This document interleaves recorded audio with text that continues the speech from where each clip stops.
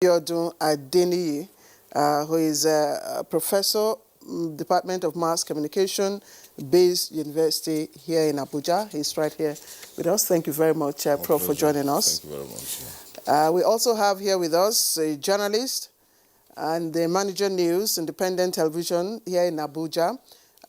He was also the chairman FCT task force on COVID-19 enforcement, and I dare say a symbol of civility in the discharge of his duty. Iharu Atai is here with us. Iharu, thank you very much for joining us. A wonderful time being with the NTA family. All right. Also here with us in the studios, we'd like to welcome regular guests on Good Morning Nigeria, Ibrahim Modibo, who is chairman, board of editors of Verbatim magazine and a public affairs analyst. Modibo, delighted to have you with us this morning. Thank you very much. Good morning, Nigeria. Okay. And then joining us from our Kano Network Center, another regular face on Good Morning Nigeria, Professor Umaru Pate is a professor of mass communication and dean, School of Postgraduate Studies at Bayero University. It's in the middle of the screen. Prof, delighted to have you with us this morning. Thank you and good morning. All right, and then on the right side of the screen is another Modibo, this time Isa Ibrahim Modibo, a former deputy press secretary to military vice president Augustus Aihomo, and he's also served as commissioner for information in Nasarawa State and as a director of the Nigerian newspapers. Isa Modibo, pleasure to have you with us this morning. It's my pleasure. Good morning, Nigeria. All right, gentlemen, let's begin this conversation. I mean, you watched our background report. We do know that the EndSARS protests relied on the social media to mobilize support. But last week, something gave, and then we started seeing all kinds of untoward incidents and events, which continued up until yesterday. What exactly are we seeing here, particularly since last week, in terms of just the management of relevant, truthful, concise, and timely information? Who begins? Let me begin with Professor Umaru Pate in Kano.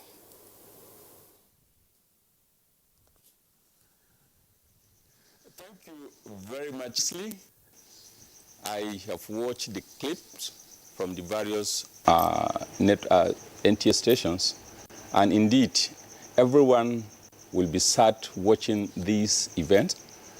It seems we have not even seen the end of it, but certainly it's very frightening, it's saddening, and it is a metaphor of the kind of situation we're in this country. And I hope we'll be able to address it.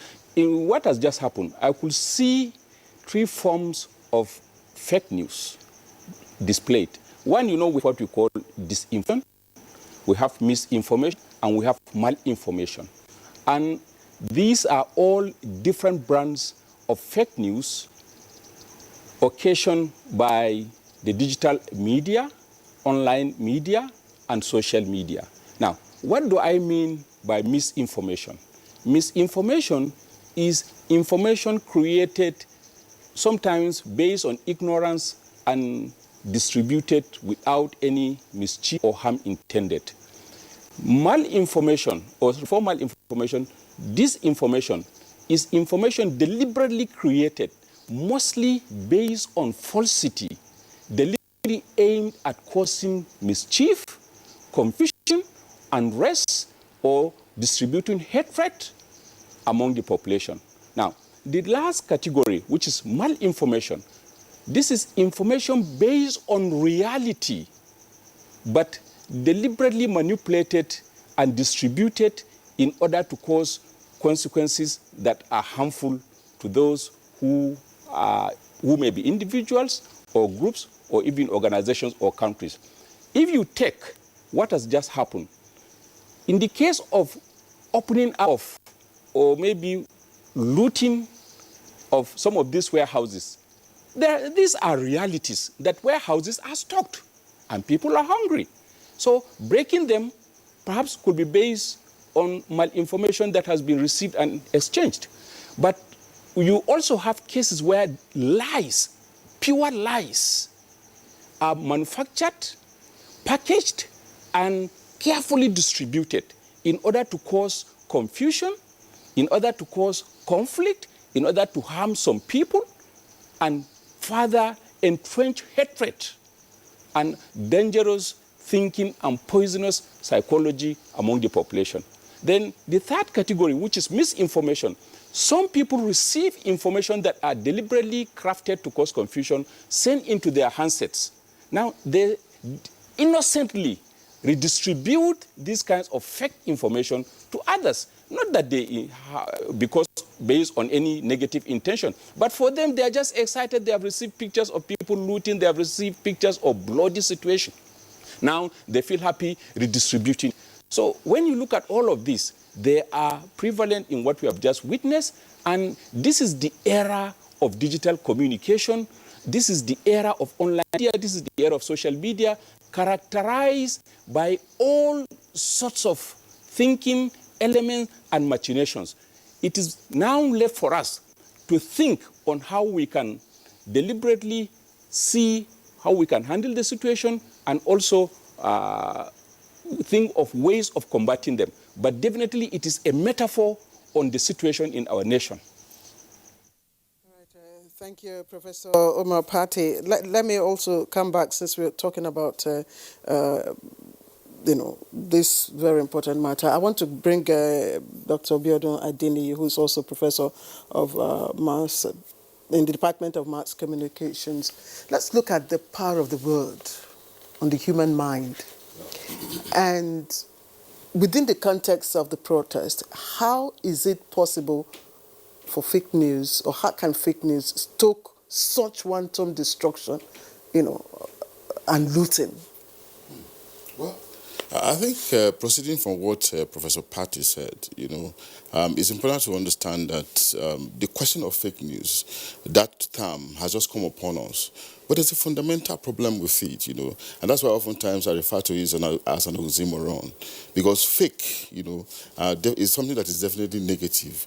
About news is objective, evidence-based, and often positive. Combining the two is a problem itself, but we accept it. It's upon us because language is ordinarily influential, and of course we know what it means. He has broken down, ordinarily I would call it false news, but Prof has broken it down into the three sections, the three meanings that he often connotes. But most importantly is for us to also understand that the question of fake news is not really new to us, or false news is not new. It is historic. In those days, in the ancient times, we used to have kings, monarchs, and leaders, desiring to reel out information that ordinarily pleases them alone. It doesn't matter whether it is true or false. And most of the time, this information are always false, as long as it satisfies them, consistent with the ordinary definition of propaganda, which is the systematic dissemination of information to benefit, the sender, and probably hurt the receiver. And that's what it is. And look at the news around the writings of William Shakespeare, for instance. William Shakespeare died many centuries ago. He wrote his plays in the 15th century and died at 54. He was able to expand understanding, created knowledge in different genres, and is definitely everlasting. But 500 years after William Shakespeare died, the news came. Arguments are still continuing in cycles that he never wrote those books. Just to tell you that fake news is nothing new. It is still with us. But it has been with us and will continue to be with us. Now, we have a technology now that has come to lubricate it, because people the human being ordinarily wants freedom. And freedom, of course, comes with responsibility. But responsibility is also not something that comes from the sky. It comes based on understanding, based on exposure. Exposure itself is not something that comes ordinarily. It comes through education, through enlightenment, through awareness, But those awareness too, those things as well, may not necessarily come from the individual. Sometimes the society has to be responsible for the individual to be able to help him or herself. So what do we do in the circumstance? And that's why we've talked about the need for increased information and media literacy for citizens, to take full responsibility, to take more responsibility and be able to, manage themselves at the level of the information that is sinking. Because the hearts and the mind of the regular human being is often available for manipulation depending on the power of the manipulator. No matter how sophisticated you are, no matter how epistemic you are, you still have some level of vulnerability in you. And that's why propaganda can be very, very effective, and it's been able to wrought havoc over history. Look at the works of Adolf Hitler. And like we're seeing now, the times we're in is a time, where the individual, no matter how poor his understanding is, has the power, to manipulate, because all individuals, the way we see ourselves, we're not necessarily similar at the level of understanding. We have nymphomaniacs, we have psychopaths, who cash in on the individuality of the machine, that is evident in a world of hypertext documents, and which can be used for evil. The evil we're seeing now is the evil of manipulation of the heart and mind through the instrumentality of technologies of communication. It's something that is not going to stop. It's something that we'll have to learn to live with. But in learning to live with it, we have to come to terms with the need for education, the need for enlightenment. And that's why we'll probably have to, just like it's happening in some Western countries, we also have to be concerned about enlightenment, about media literacy. Probably would think of empowering at the level of funding the Ministry of Information, the Ministry of Education, and proximate agencies like National Orientation Agency, perhaps for them to be able to do more enlightenment, more education, so that the populace, which is ordinarily filled with illiterate people, unfortunately, can come to a better understanding regarding what to believe and what not to believe in the circumstance. Yeah, thank you very much, Professor Abiodun Adeniyi. We'll return to you in the course of the conversation. Let's go over to Kaduna Network Center, where we earlier introduced Issa Modibo.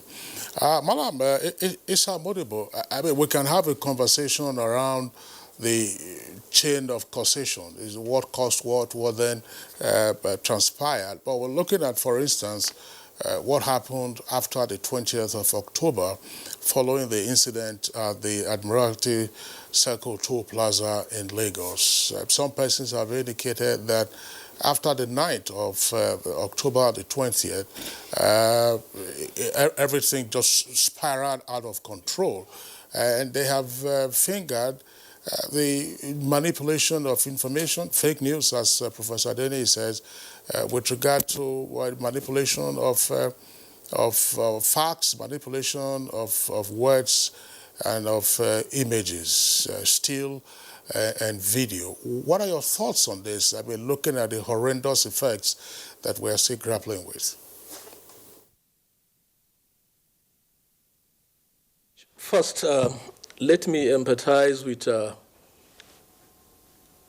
families of those who lost their loved ones, either as collateral damages or in the line of duty.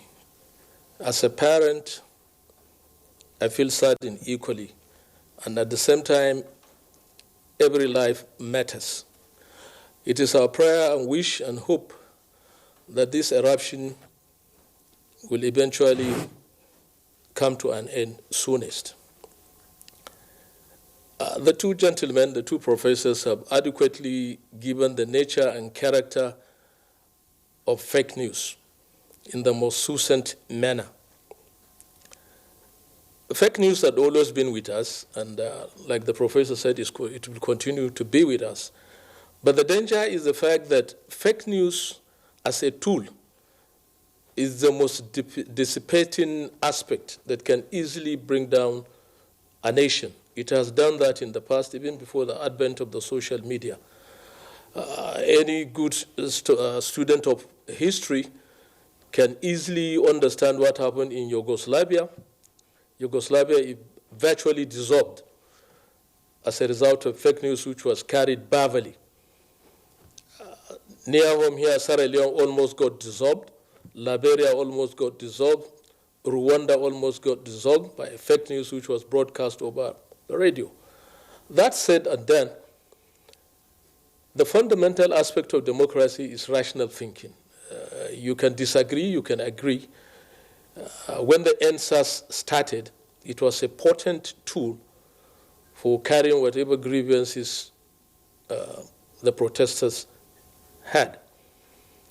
Probably if they had conducted it in the most best of manners, it will have turned out to be one of the most potent weapons that could have changed the political terrain of this country. Unfortunately, it was let loose and it was hijacked by other vested interest groups. The rest is history. If you decide for any reason to be irrational in the conduct of expressing your feelings or opinion such that it leads to wanton destruction, what eventually happens is anarchy. And definitely anarchy is not part of democracy. Anarchy destroys a society, it destroys a system, and eventually what you seek to convey may eventually not be attained. And in the process, a lot of aspects of the society will be destroyed, just as we witness in Lagos and other parts of the country. When you destroy infrastructure, you destroy assets, you are not making anything new or anything that will help in conveying your message. And in the process, you may even lose the sympathy you seek to get from the wider public. Fake news is a dangerous tool for a society like ours because of the feature which, once you exploit them, can eventually create an unwanted destruction that may be very difficult to contain. Thank God that before the wanton destruction got out of hand, efforts were made by senior citizens and other well-meaning Nigerians in trying to contain it, especially by the sending of high government delegations across the states, and equally by senior clerics and other well-meaning Nigerians who intervene. But basically, any form of destruction does not in any way portray a semblance of democratic manifestation. And I believe there is the need to have a deep reflection over what is happening across our land. All right, thank you. Let's come back to the studio now and speak with Ibrahim Modibo, Chairman, Board of Editors, Verbatim Magazine. The Nigerians in Diaspora Monitoring Group, NDMG, had course over the weekend to write to international, institutions, and of course the US and the UK, asking them to withdraw their earlier statements on what happened in Nigeria. And that's because of a later disposition that they got, having believed to have been misled by, of course, what they got from the social media. What does fake news thrive on? And to what extent do you think it exacerbated the destructions, wanton destructions? Obas Palace, for instance. What has the Obas Palace got to do with what has happened? I mean, public properties and all that. Thank you. Let me align myself with the with the three speakers that came on board, the two professors and my distant brother, Modibo, in Kaduna, by trying to really situate and then contextualize the issues of fake news. Fake news presupposes information that is not true, information presented as fake and then giving it the color of news. It is something that is fake. It is something that is not original. It is something that is not going with the dictates or the philosophical thinking of the profession of journalism. If you look at the issues of social responsibility theory of the Nigerian media, it says clearly that news should be guided by some philosophical thoughts that has to do with code of ethics of the profession and also its conduct. One, does it meet the standard of objectivity, fairness, balance, thoroughness, among others? In fake news, all you need is maybe to just get a recorder or maybe just your handset and sit under a tree and start writing anything that fancies your imagination. Therefore, when we look at the cyberspace, which has currently been invaded by these merchants of fake news, they hang on to anything to bring realities based on their own imagination.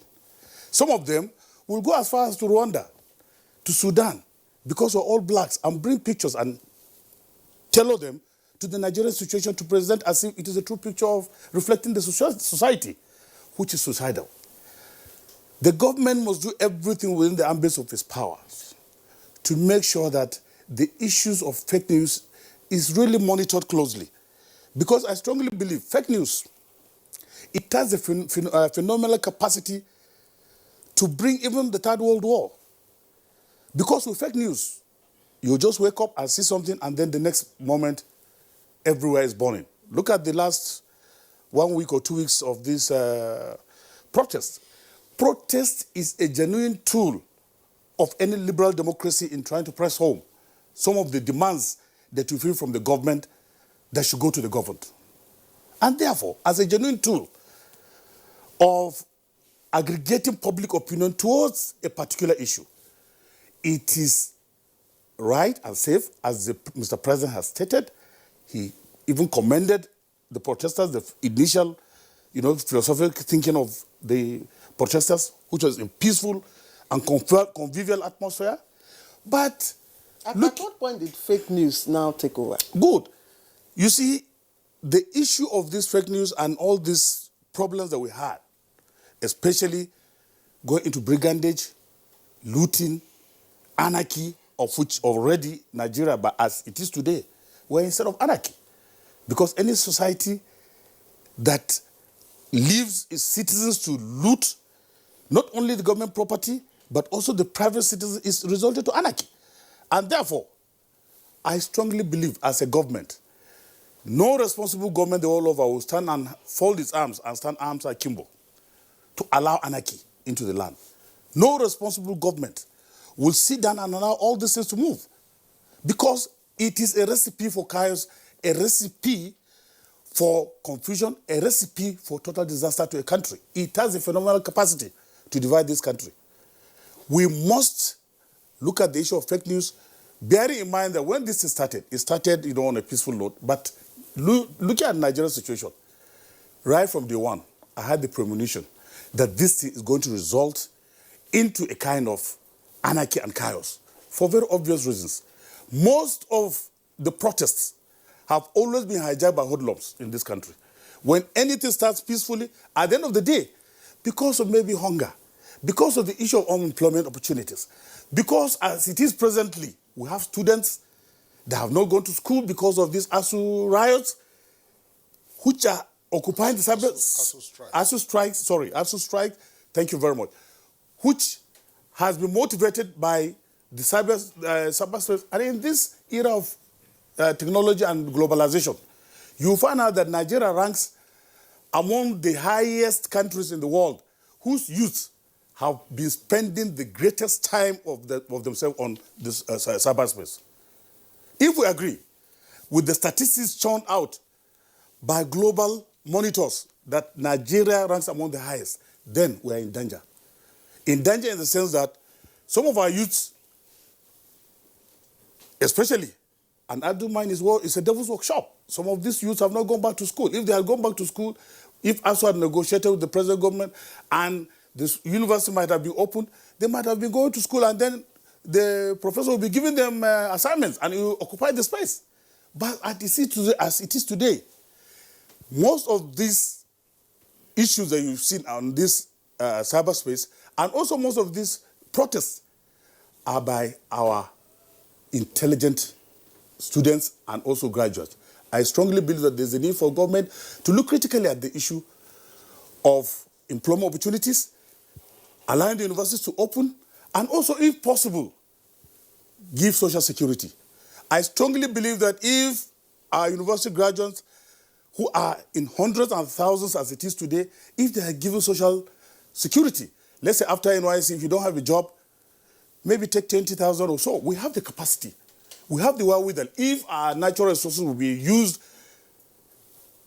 honestly and sincerely, because most of our problems are associated with looting. So once we're able to trap, this contraption that has to do with looting of our common patrimony, boiling down to all these issues, I'm definitely sure that all this wouldn't have even arisen.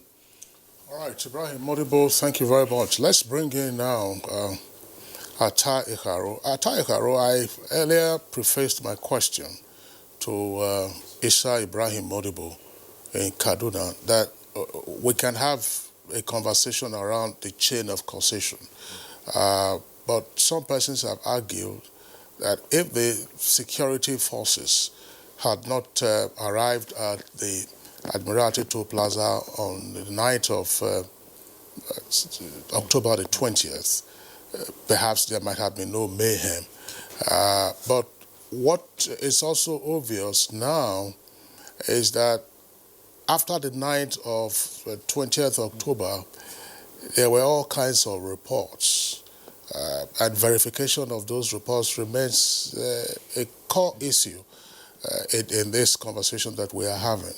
There were claims that tens of the protesters, some said over 100, had been shot and killed by the military, and that the Nigerian national flag, which they were waving, had been bloodied.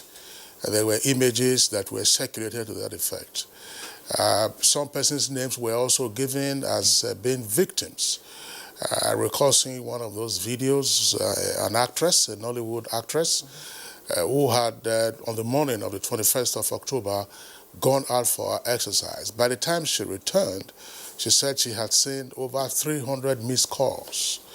And when she inquired, it was people just trying to find out whether she was still alive or not, because information out there was that she was one of those who had been put to sleep on the night of the 20th. And of course, from Wednesday the 21st, we started seeing more bonfires, more looting, and more destruction. What, in your opinion, actually went wrong with the manipulators of public opinion in such adversarial circumstances?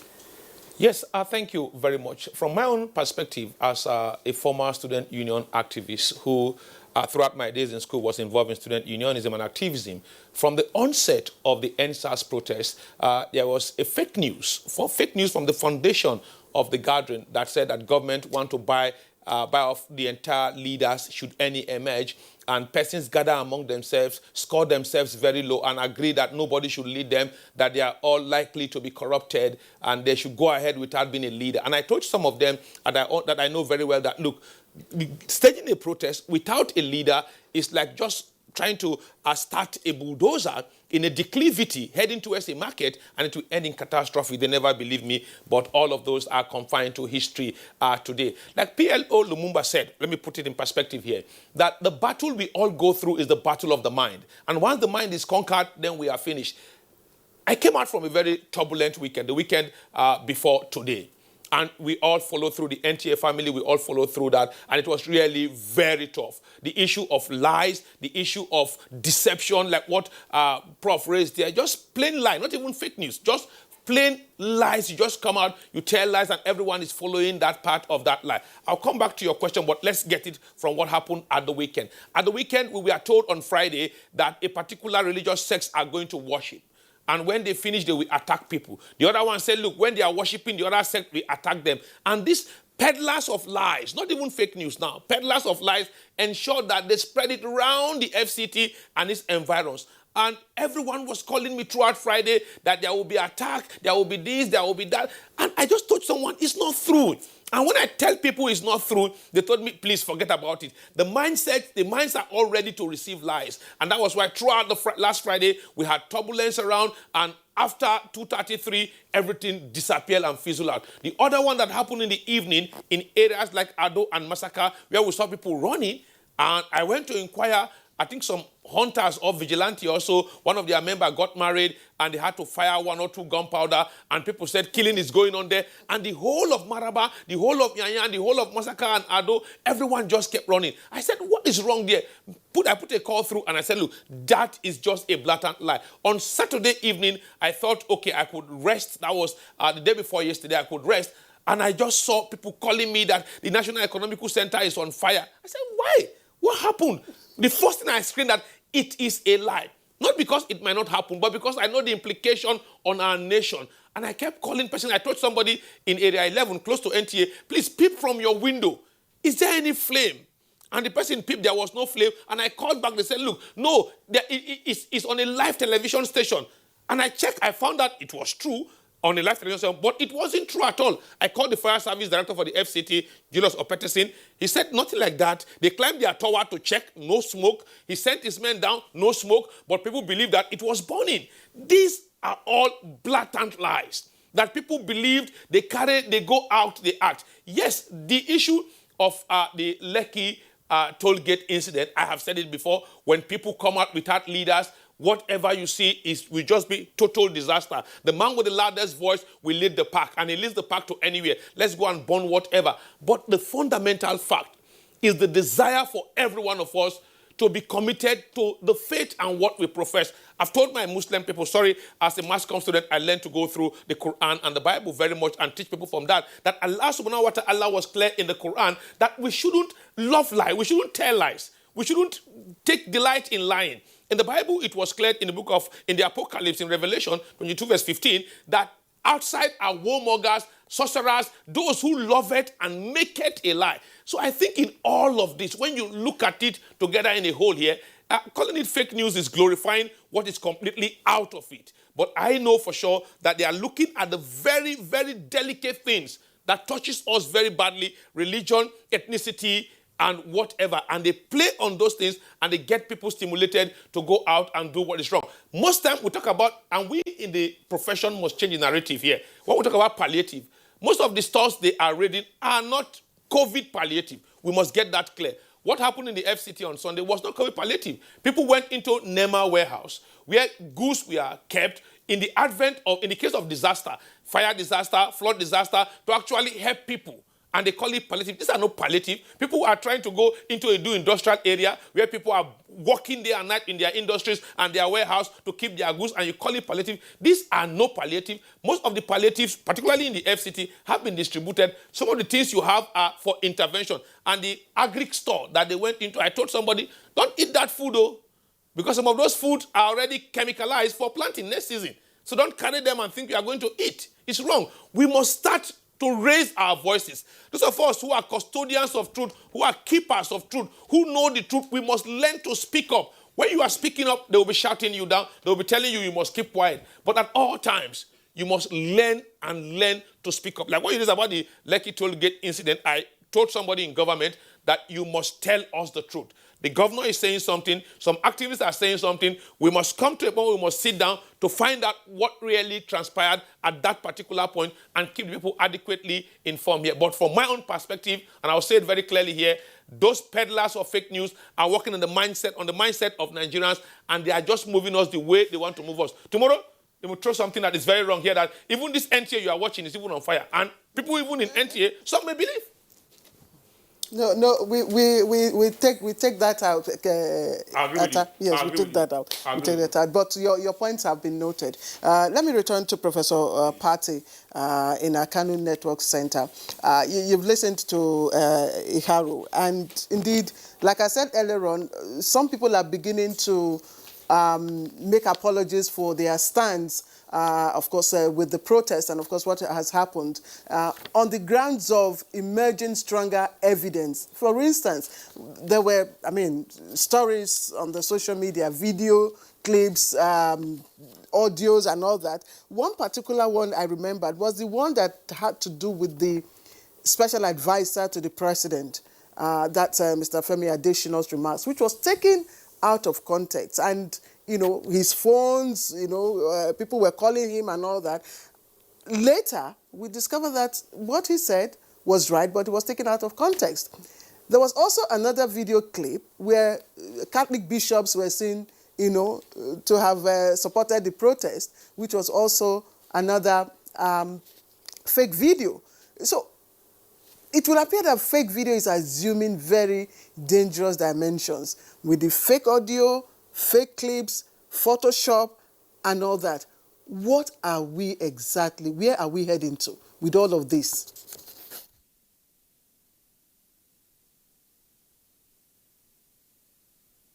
First of all, we need to understand the psychology, philosophy, ethical basis, and the political economy of disinformation in a place or in a context like Nigeria. These are turbulent times for us, and because of the internet, information has become borderless, it has become timeless, and it has become easy to manipulate. Now, the internet is one. Now, the internet has also made it possible for the social media, online media, and generally digital media to exist. Now, with this, you have access and utilization by individuals who ordinarily have no business with journalism or anything to do with news. Now, they have also become journalists on their own because they have access to their own telephones, they have access to cheap data, and they have access to groups that they can easily influence. Now, not only that, they have access to things that are happening, so they can record.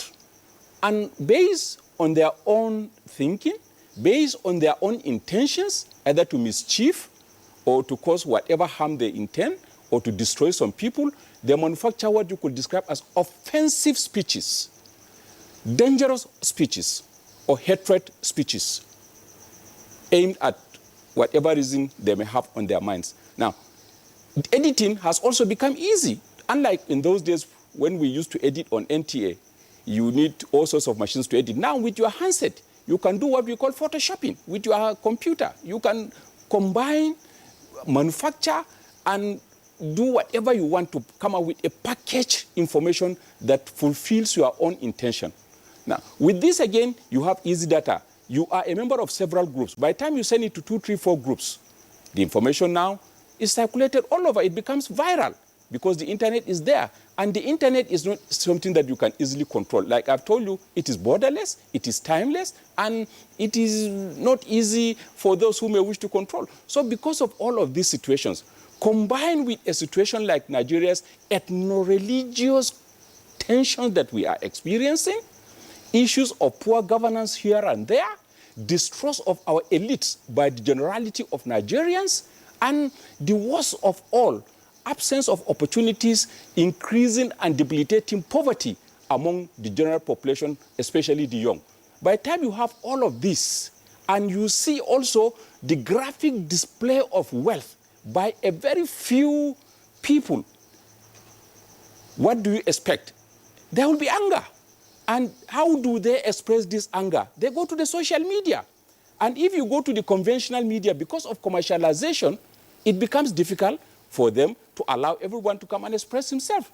Then there is also the political economy of the social media itself. Now, if you have a small block, or if you are able to create your own site, advertising revenue from the global technical companies. So you will want as much as possible to appear like somebody who is popular, somebody who can attract large audiences. And because of that, you now intensify ways of raising revenue by making sure that your pictures are exclusive in courts, your pictures are able to attract as much attention as possible from viewers. So you circulate. And then you also have people who are doing less. Because of the COVID-19, many of us are not engaged. We are seated at home. Many of our students are roaming about the streets. So what do you have? You have people with plenty time. The only thing that occupies them is the social media. And we also need to understand the psychology of our youth. The truth is, our youths are removed from our leaderships. Our youths are removed from our elders. Our elders and our leadership are still stuck in the old ways of doing things. Our young people are in their own world of the social media. Go into any house, you see the young people lock themselves up in their rooms, or they are 100 times or percent busy with their handset. They don't watch your TV, they don't listen to your radio, and when they do, they are only interested in listening to music. They are only watching some series from Argentina or from India or from wherever it is. They are not even interested in watching your network news or in some other local news stories, talk less of knowing who is the minister of this, what are the policies of government, who is doing what. They are not interested because they do not feel that they are connected to the situations in the country, or the leadership is interested in their life apart from what we hear on radio. They do not see it on the ground affecting their lives. So because of that, they are in their own world. And perhaps our elders are not able to penetrate into the world of the social media where the young men are hooked onto. So they now manufacture their own information, share their own information, and there is little knowledge about Nigeria as a country. Many of us have less understanding of the history of Nigeria, of the geography of Nigeria, of the sociology of Nigeria, of the composition of the people of Nigeria. And because of that, people depend on the kind of fake information they receive on their handsets about the other persons. Somebody in Borno knows little about pollution in the Niger Delta. Somebody in the Niger Delta knows little or nothing about the effects of Boko Haram, about the effects of desertification in northeast Nigeria. So at the end of the day, we all sit down and exchange hatred among ourselves. And unfortunately, our elites are not helping matters. Nigerian elites, I hope, we are going to learn lessons from these happenings. Like I've said at the beginning of this program, this situation is a metaphor for Nigeria and Nigerian leaders, as well as Nigerian followers, and maybe members of the elite group like myself, if I consider myself to be one. We all have lessons to learn.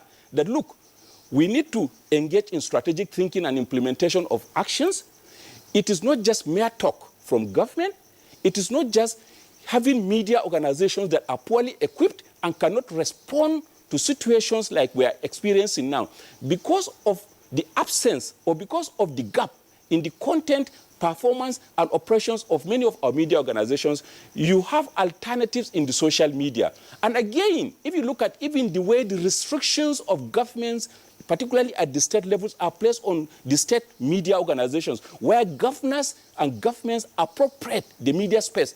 Now, nobody is allowed access into it. The opposition is not even allowed access. So what do we have? They all migrate to the social media landscape, where you cannot control them. And in doing that, they could disseminate whatever kind of information with you having less control. And there you are up there without even monitoring. You won't even know what is happening. Before you know it, you have reached explosive situations. And like I've said, we need to also understand who are the agents of disinformation, who are the factories of fake news and hate speech in this country. We know them. All right, thank you very much, Professor Omar Pate, for your comments there. Let's return to our Abuja studios. Professor Abiodun Adeniyi, in a crisis situation, there is genuine hunger for information. And without question, at some point, the harsh NSAS protests presented a crisis situation. Unfortunately, as we have seen, it was exploited by merchants of fake news, which perhaps, as we speak, is probably still ongoing. How does an individual who has this legitimate hunger for information in a crisis situation insulate himself from fake news?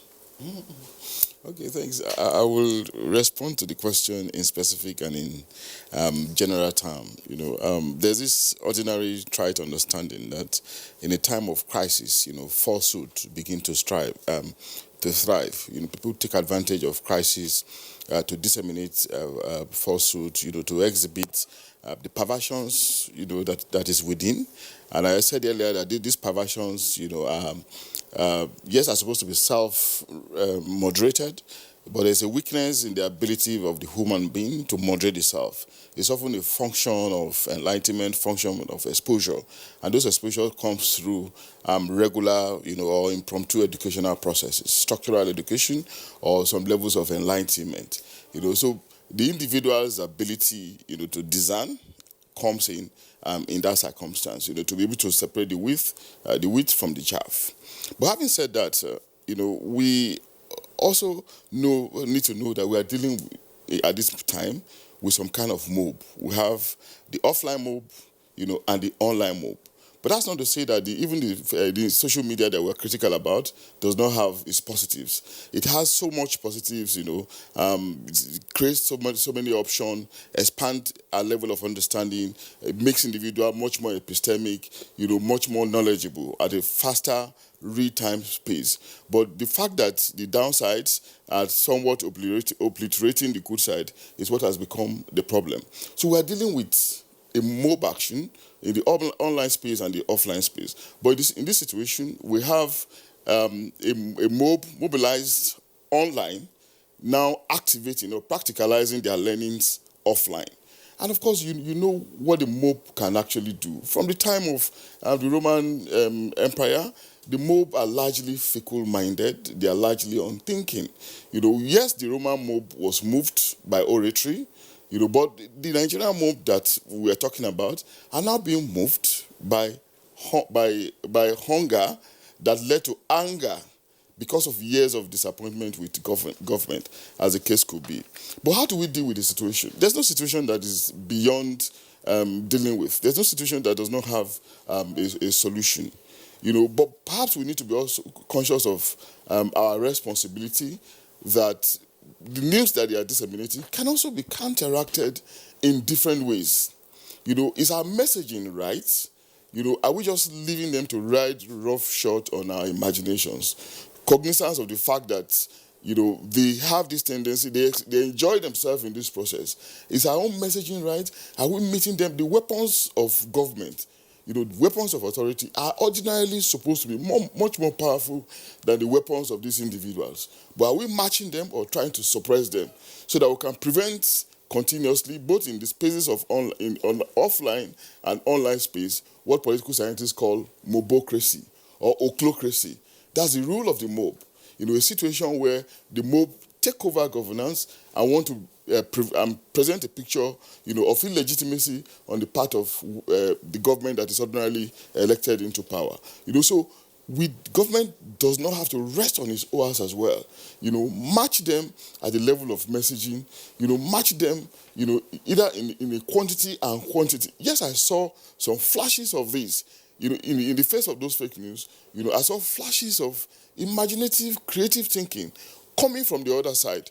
Perhaps we need more of this so that the populace can also design properly and understand that, yes, we have people who are ready to serve us. At the same time, there are people who are doing a disservice to the system.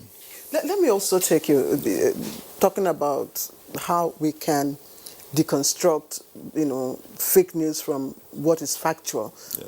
Within the context of the controversy of what happened at the Lekki toll gate, for instance, a number of death toll are being bandied on the social media. Yeah. Some say this number, some say this number. How can, we now deconstruct between what is fake news within that context and what is not? That was a very delicate time, because the information that came, one, it was acting or dependent on some past perception of what the Nigerian military can do. Because it fed or reinforced the biases that sections of the populace had. It flew in their mind that this was true. On the other hand, as time was passing, we were having denials, even in very credible circles, regrets and apologies, in those circles on what they earlier posted. I think there's an element of time in this circumstance, and to also deal with that element of time is the need, for the authority to also have a greater level of courage, in doing full disclosure, trying to be very much more transparent, and courageous, and confront the information that is being disseminated. Because there's no place for vacuum, in information management. And that's the point we're actually making. If you leave this place empty, the mischief makers will take it over, occupy it, create the perception. And that perception will fly as fast as possible. Do not forget that we said the mob is also online as well as it is offline. Do not allow it to rest. Do not allow them to fester.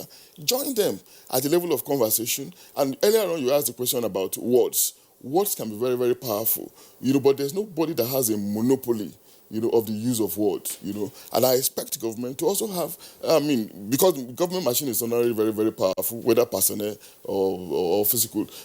Match them. This is not propaganda, but just read out the facts on a continuous basis and do not leave the space empty for mischief makers to thrive.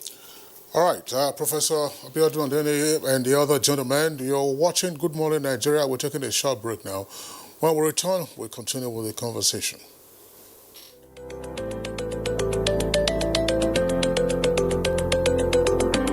My name is Nando Jamda Muhammad. Stedita Hussein Musa. Roduna Joel Finji. Said Musa. John. I'm a carpenter. I've been doing this for more than 8 years now. And I said that plantain. Nakai Kimami Shekara Uku. I've been selling my tomatoes for about 10 years now, and I do it for a better Nigeria. And I do it for a better Nigeria. Ina wannan sana'ar lemu ne domin Nigeria ta ci gaba. Ina sa domin Nigeria ta kyau. And you can see how we're doing our small little work to make Nigeria great. As you can see, I'm a technician and I'm doing it to help myself and to help my generation. Ina zaune ne a Plateau na business. Kuma ina yin wannan domin ci gaban ƙasar Najeriya. For a better Nigeria. This message is from the National Orientation Agency. These days, people get their news and information from more media sources than ever before. Some of the news and information given are fake, unverified, doctored, and manufactured to create confusion, stir disaffection, and cause disunity. Before you believe or share any news, ask yourself, is this real? Is it from a credible source? Is it verified or verifiable? Fake news is dangerous. Whether you do it for fun or for political gains, real people can get hurt. Fake news, don't create it, don't spread it. This is a public service announcement from NTA. All right, welcome back at a state Good Morning Nigeria, reaching you live on the network service of Africa's largest television network, the NTA. Now, just before we bring in our guests again to make their contributions, let's listen into the comments sent in by our viewers through our Twitter handle at NTA GMA. Law Alpha said, social media has many advantages, but the many disadvantages have now become so glaring that social media should be regulated in Nigeria. All right, and Festus Akimboyewa says a huge number of fake news and falsehood we experienced during the EndSARS protest shows that journalism is in danger in Nigeria. While most of the fake news happened on social media, mainstream media also spread fake news only to retract them after the damage has been done. Steve Bond 007. Many traditional media decided not to fully, when I say many, you have a number? I say some traditional media decided not to fully cover the protest. Perhaps they could have reduced some of the exaggerated numbers. Chris Simeon, EndSARS protest has given room to a series of fake news, especially on the social media, that could tarnish the image of our country. Fake news is disastrous, and fake news for our country to grow. Lele Jack Solomon, the menace of fake news, social media propaganda has become the order of the day across the globe. From the USA to the UK, the social media space has also been explored unconventionally, and the social media space has misled lots of people. We must be wary of fake news. Yunusa Idris, issues of fake news can kill faster than the gun. Fake news can lead to genocide. Say no to dissemination of fake news. Mike Anyakwo, fake news, especially on the social media, undoubtedly contributed to the EndSARS protest crisis. It's very ridiculous to know that many of the news items were fake and orchestrated by some persons. This was really a disservice. And Kejo Alagbajo says the Honorable Minister of Information has been on the forefront campaigning against fake news. It is now clear that the negative effect is like mud river that goes splash on anyone. Let us avoid fake news at all costs. Titus Mondenong, experts in ICT should be brought in to stem the tide of fake news, or our country could be terribly affected. The fake news during the NSAS saga clearly depicts how negative news could inflict damage on a democracy like us. Nandam Weir, whether it is proclaimed by government or anyone else, fake news generates bitterness, it triggers rebellion and bullying and even violence against innocent people. Fake news is like a virus. Usman Banu Kantu, unfortunately, even persons who are otherwise enlightened could sometimes get sucked in by fake news. And generally, Nigerians need to be reoriented, particularly desperate politicians and the conservative elite. Those are the tweets that I want to take in the meantime. Let's return to our Kaduna Network Center, Malam Isa Modibo. Malam Isa Modibo, well, the crisis that the media faces, one of the crises that the media faces has to do with the invasion of the social media. And gatekeeping issues are now ever more challenging. But in spite of that, Professor Abiodun Adeniyi has also made a point.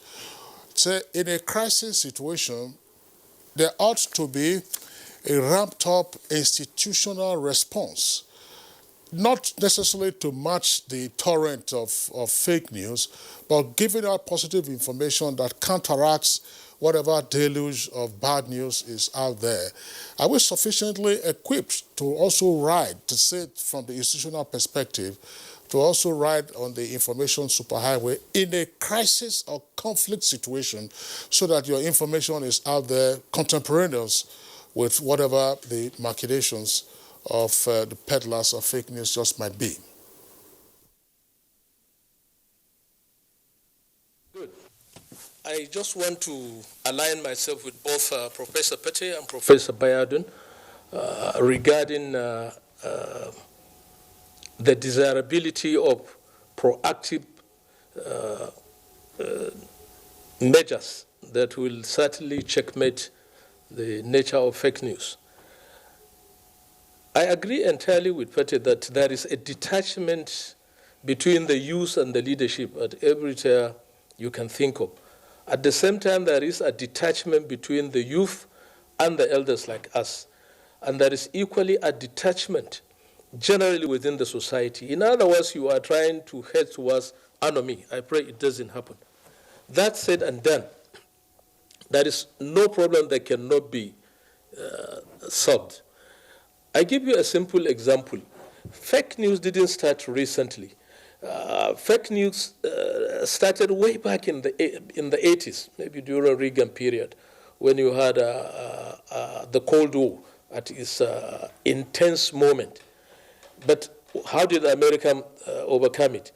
They set up an active work group consisting of various arms of the government in order to bring out measures that will help in solving those problems.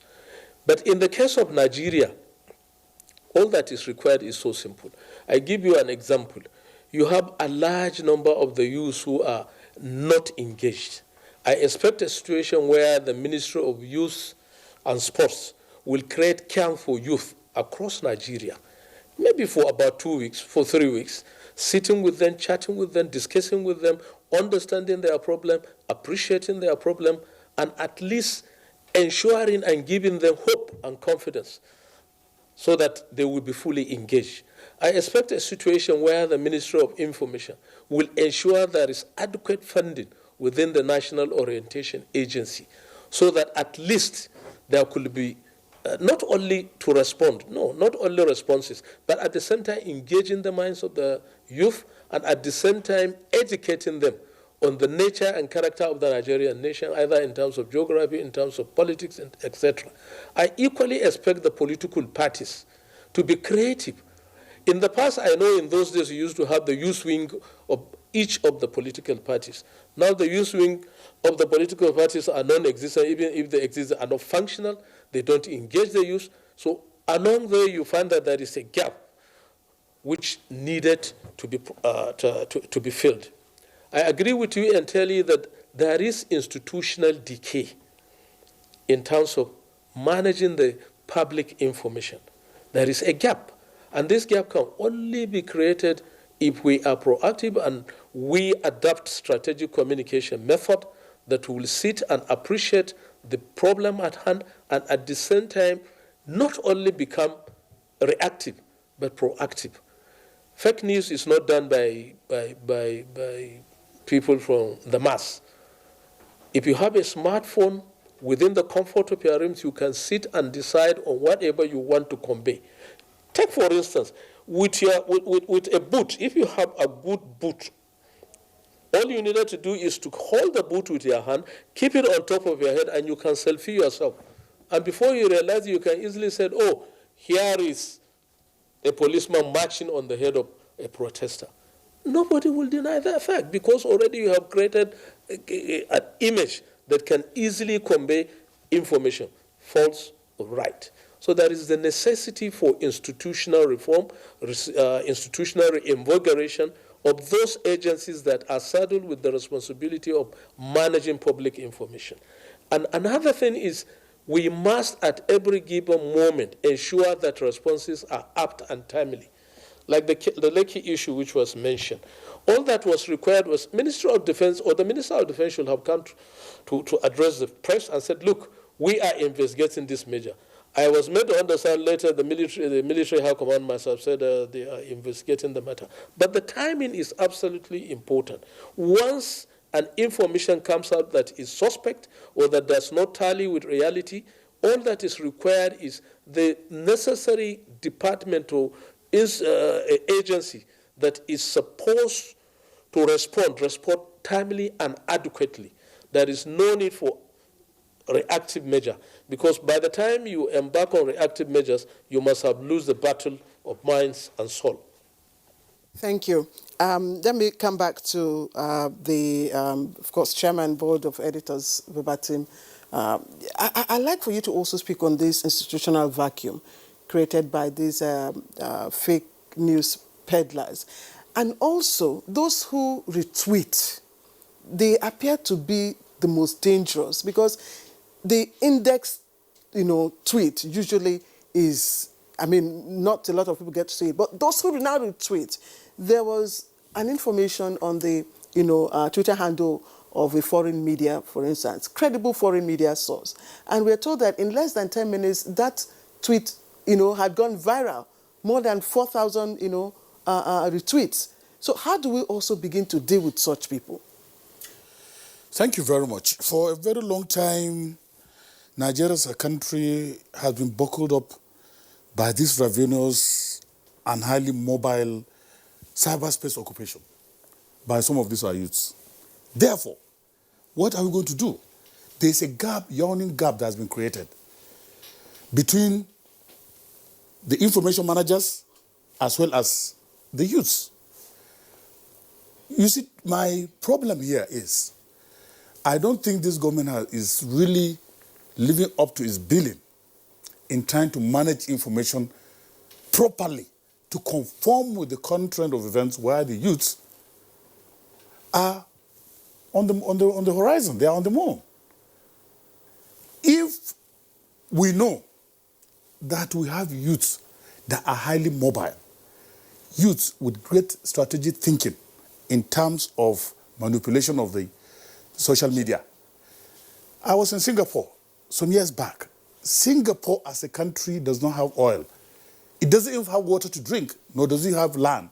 But because of the technological know-how, because of the intellectual capacity of the inhabitants of the country, today Singapore has the greatest per capita income in the world.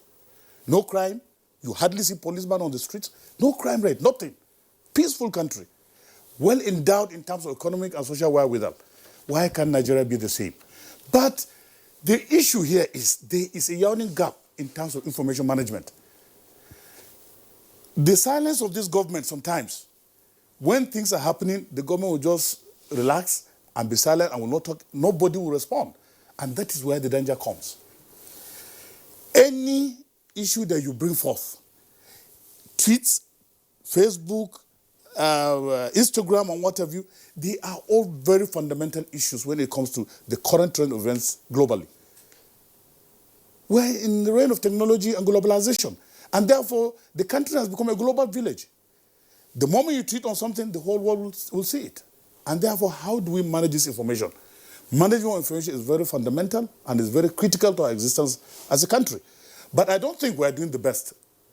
We need a government that will be very responsive, that will reclaim our cyberspace, because as it is today, the cyberspace has been invaded. And I'm so shocked that nothing much is being done.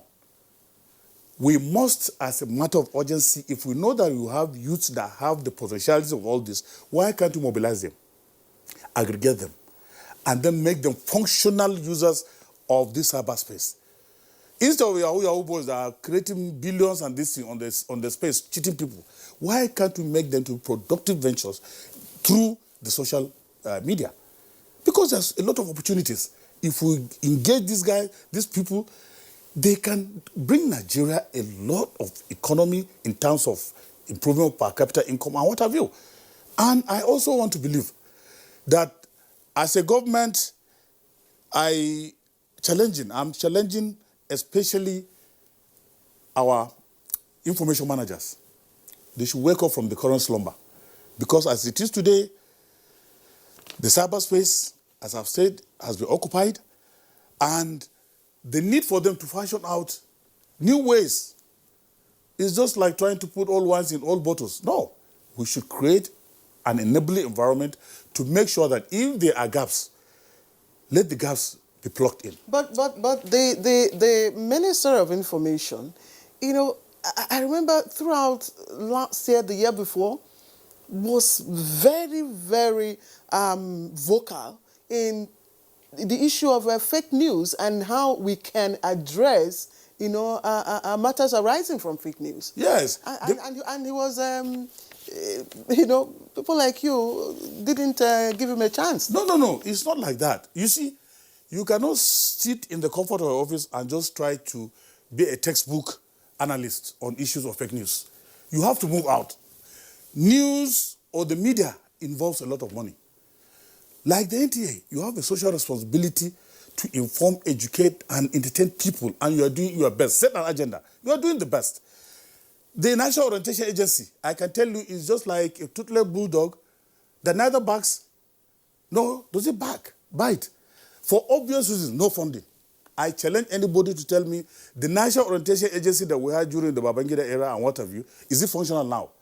How many times we hear of MAMSA and National Orientation Agency talking to Nigerians on issues? And also, if you look at even the gatekeepers, when it comes to the issue of managing information of government, what are they doing? Most of the times, they are more of being proactive, responsive rather than being proactive. All right, Ibrahim Bodibos, thank you very much. But gentlemen, we're on the home stretch. Ataikara, I want to bring you in here to also speak on the institutional responsibility in information management. Well, of course, you talked about government. We do know that there are many agencies of government. The federal government, for instance, has over 500, 600 parastatals, and each of them is supposed to manage information accordingly. And the more that Professor Pate was talking about the distance between the elite and the deprived, between the educated and uneducated, between the elderly and the youth, the more I got reminded of the lyrics of a lovely song. It was released about 30 years ago called Living Years, and it was by a rock group known as Mike and the Mechanics. I recommend that to you to listen in at some point. But I just want to ask Ataikaru, see, the youth have a bubble, as it were, on account of this distance.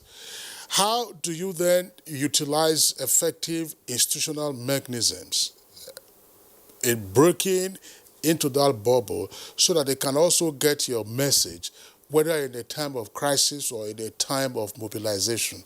Because you can be sure that, I mean, to the extent that there was some delay in getting information out after the night of 20th October, not many youths would have listened to you if you were using your official handles. But how then do we begin to break into that bubble and get closer to them and know that we don't have to be blaming one generation or the other? No, I think what I think from my own perspective is apt is for us to have information managers that could tell their bosses the truth. What I observe is everyone is largely very careful here. When issues get very complicated, as an information manager, SA media, PA media, TA media, social media handlers, you must be able to tell your boss the very fundamental truth here that, look, it is time for us to speak and to react. Sometimes people just want to be silent. They want to just keep quiet and let time solve all the problems. Sometimes, most times, that doesn't work. Like what the profs around here, sorry, you're putting me on the same interview segment with some of my very respected lecturers here. But the truth is, we must start intensively to engage the youth. For instance, if an information breaks and you look at what the profs here are putting together, that we must swiftly respond, because the man who is telling lies is very fast. And the era when we tell you that let lie go, the truth will catch up with the lie sometimes. Before then, the destruction is already done. So I think we must be very fast. Like what they talk about engaging the youth, we must do that. There is the need for us to hold regular town hall meetings. Let these persons just feel that they are closer to government. There is the need as well, if we say that from what we're seeing around here, for us to be very careful how we display wealth. If you observe the looting trend, people just go around the neighborhood, they see where apparently there is so much display of affluence and they start entering people's houses. We are hopeful and we are praying that this should end very quickly, because the trend is taking now. I wouldn't be surprised if some persons had to forget that some persons' houses are not where they kept palliative. And I believe in all of this, sir. In all of this, we must be very sincere. Like what I said before, I want to re-echo it. We must target the mind. In Libya, the youths were very comfortable, but some other parts of the world convinced them that, look, the problem was your leadership. Until it is removed, you won't have peace. Leadership was removed, and Libya never knew peace today. We must work at the mind and reconfigure the mind and redirect the youth, that the youths in the south will not see the north as their problem. The one in the north will not see same as their problem. The poisoning we have done over decades, we should try to go back as well and start to remove those very dark parts of our heart and see each other as persons living in one fraternal nation called Nigeria. Thank you. Let me begin the appreciations from our Kanu Network Center. Professor Umar Pate, Professor of Mass Communication and Dean, Postgraduate School, Bayero University. Thank you. And Kaduna Network Center is also right there. Isa Ibrahim Modibo, a public affairs analyst and one-time Deputy Press Secretary and former Executive Director, New Nigerian Newspaper. And finally, Commissioner of Information, Nasarawa State. Both of you, thank you very much for sharing your perspectives with us this morning. Let me also thank our guests here in the studio, beginning with, of course, the last speaker, Iharu Atta, who was is a journalist and manager News Independent Television, Abuja. Also, Ibrahim Modibo, who is, of course, the chairman board of editors, Verbatim Magazine. Currently a PhD student of the Development Communications. Thank you always. Thank you. And Professor Abiodun Adini, Professor of Mass Communication, Base University. All of you. Thank you very much, gentlemen. And thank you for watching. Any more item? Kinsley? All right, no more. I think don't forget Mike and Mechanic. Kinsley, you owe us that. You need to give us that rendition. Mike and Mechanic. I'm Kingsley Osadolo, living years. Mike and the Mechanics. Lovely rock song. I am Claire Delabu Abdul Razak. Bye-bye.